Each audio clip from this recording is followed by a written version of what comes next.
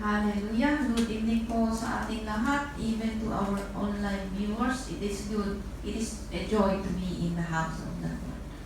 Amen. So, welcome po sa bawat isa sa atin. So, let us pray. Father God in heaven, we thank you, Lord, for this night, O God. Thank you for your word that we are about to hear, O God. And bless it, O God, and bless your people, O Lord. Thank you, Lord, in Jesus' mighty name. Amen. Hallelujah. So, ang ating topic po sa gabi nito, it is in Isaiah 54 verse 2. Sabi po dito, enlarge the place of your tent. Stretch your tent curtains wide, do not hold back. Lengthen your cords, strengthen your stakes. Verse 3, for you will spread out to the right and to the left. Your descendants will dispossess nations and settle in their desolate cities. Amen. So, ang title po natin, it is how we can enlarge our territories. So, enlarge the place of your tent. Sabi dito sa nabasa po natin, enlarge the tent. Anong work na binigay ng ating Panginoon sa atin? We need to work it out. Anong ministry na binigay sa iyo, sa atin? We need to take care of it. Kasi yun po ang trabaho natin, to take care of it. Gaya din kay we are only caretakers of the kingdom of God. We are not the owners. Remember, God is always the owner of everything. Wala pa tayong sa na Panginoon. Yun din ang sinabi ni Panginoon kay remember, ni Adam and Eve, during the sa unang panahon, ang ano po sa kanila, ang command po sa kanila is in the Garden of Eden. Ang trabaho po nila doon is to take care of it, and to work for it. Amen? Yan po din sa atin ngayon. So kung ang binigay sa iyo na trabaho ng Panginoon, dito sa amin sa Hong Kong is meron po kaming iba't ibang outreaches sa iba't ibang lugar. So kung ang binigay sa iyo ay isang outreaches, doon ka po mag-work out. Doon ka mag-take care. Doon mo i-take care. At meron po kaming iba't iba. Meron po tayong iba't ibang responsibilities. So if you are given a ministry or a center, that is where you will take care. And paano mo ma-take care? Yung binigay na ministry sa iyo. Of course, ang ng Panginoon is always magparami, to be fruitful.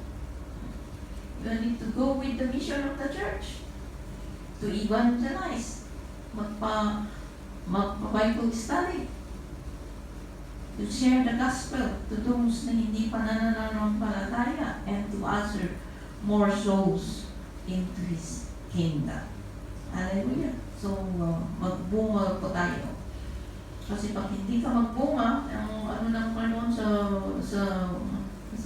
word ng Panginoon, kung hindi pa tayo magbunga, we will be cut off. Gusto mo bang ma-cut off? At ikaw po ay para panggatong lang.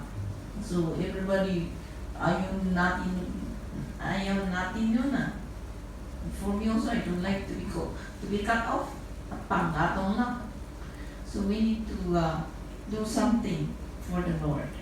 Amen? So, we need to be fruitful. We need to find fruit. The fruit that will last for the kingdom of God. Amen? In 2 Corinthians, let's see in 2 Corinthians 10:15. 2 Corinthians 10:15. Sabi ko dito, neither do we go beyond our limits of boasting of work done by others. Our hope is that as your faith continues to grow, our area of activity among you will greatly expand. So let us expand our activities for the Lord. Hindi lang so as faith. You need to expand. You need to do more for the glory of the Lord. Hallelujah. And also in yung po sa nabasa natin is the next is after yung enlarge the place of your tent, ang susunod is stretch your tent curtains wide. Do not hold back. Yung sabi ko sa nabasa pa natin. So do not hold back. Expand the work of the Lord, not only in our, kahit sabi ko nga kanina, sa ministry, not only in our ministry and in our cell group. We need to do more. Kasi sabi nga, strengthen. You need to stretch the tent curtains wide. We need to do more beyond our ministry. Don't limit on yourself. Don't limit your capacity. You need to take greater responsibilities. Amen? We'll accomplish more for the glory of the Lord. Gaya sa amin. We need to go out in our comfort zone. Hinahanap namin yung mga nagigit na kaitan namin just to share the gospel to them. Kasi marami pang hindi nananampalataya sa kanila. Ang ginagawa nila, may mga activities sila sa labas. No? So, makisingit kami. Kahit hindi kami invited, we invite ourselves to go. It is for their own good anyway. Hallelujah. So, let us not limit what we do for the Lord. Don't limit yourself. You go out and do something. Yung mga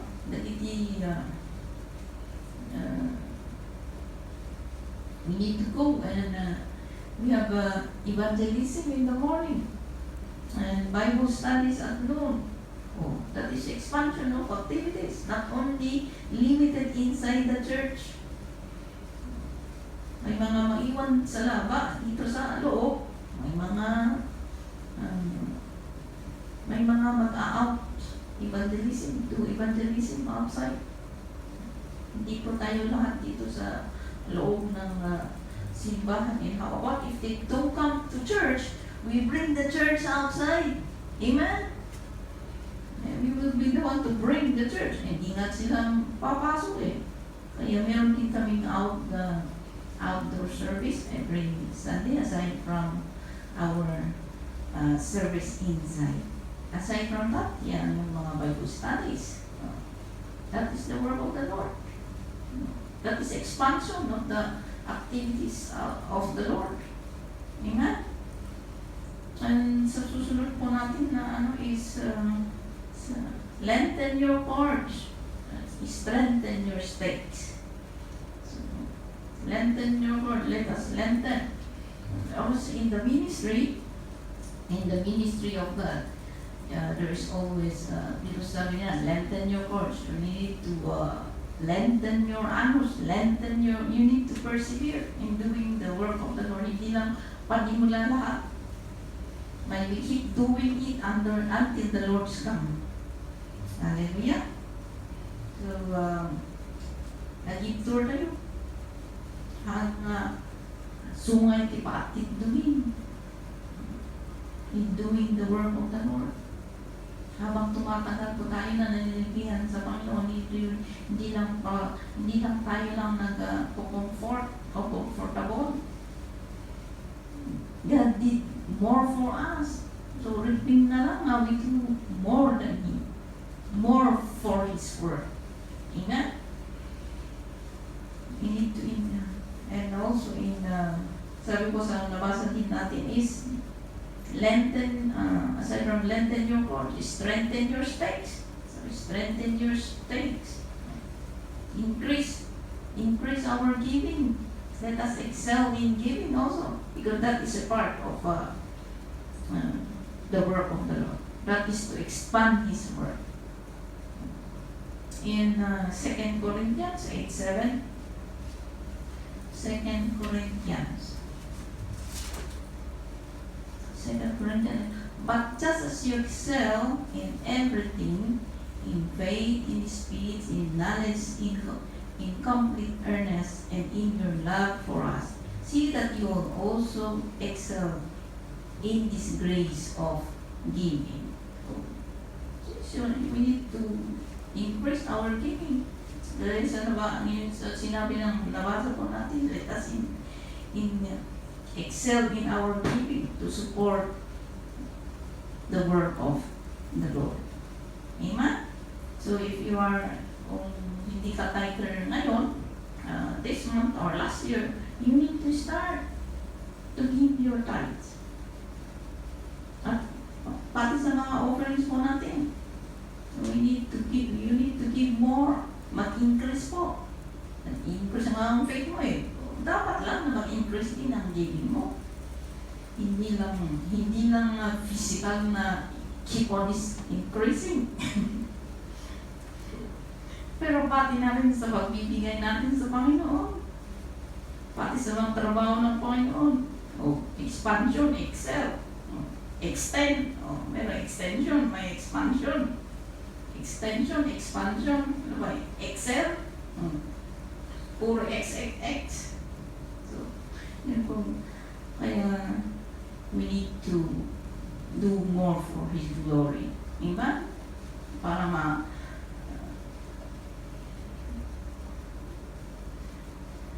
it is the command of the Lord to give our tithes. We are just obeying His command. Hallelujah. Yung mga offerings mo natin, kung $20 ang offering mo 2 years ago, 20, 25 until now, you need to increase it. You need to step up in our giving. Hindi lang katay lang at pakinggan tikasay. Amen? So, we need to always do more for His glory. And lastly po tayo is let us maintain we need to maintain the seal of the Holy Spirit. Kasi wala po tayong magawa kung wala po yung Espiritu ng Panginoon sa atin at yung presensya ng Panginoon. We cannot do all the work of the Lord kung wala po. Because it says in His word, God is not for us. If wala po siya sa atin, the Lord, apart from Him, we cannot do anything. Sabi sa salita niya. So we need to maintain our connection to the Lord. Especially, we need to maintain the seal of the Holy Spirit in us. Hallelujah! Kasi important din yun. Kasi hindi tayo we cannot do His work, we cannot do the work of the Lord kung wala po yung connection natin sa Panginoon. Kasi we are just nothing without the presence of the Lord and without the presence of the Holy Spirit.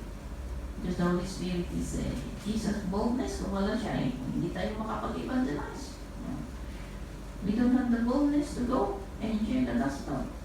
Ngayon sa nabasa natin, we need to go outside.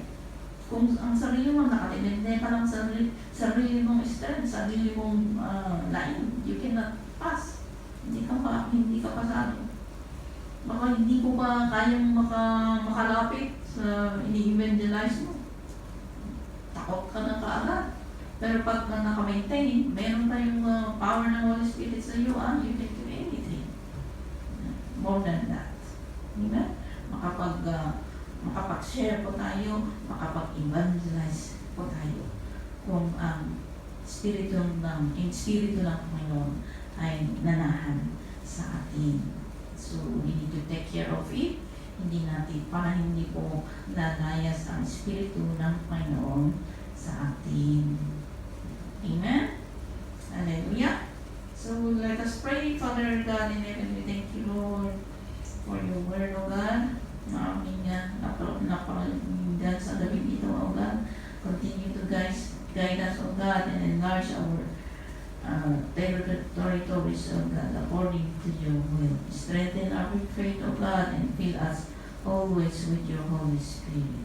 And thank you, Lord, and continue to bless your people, oh God, and all the leaders and nurse. Thank you, Lord, in Jesus' mighty name.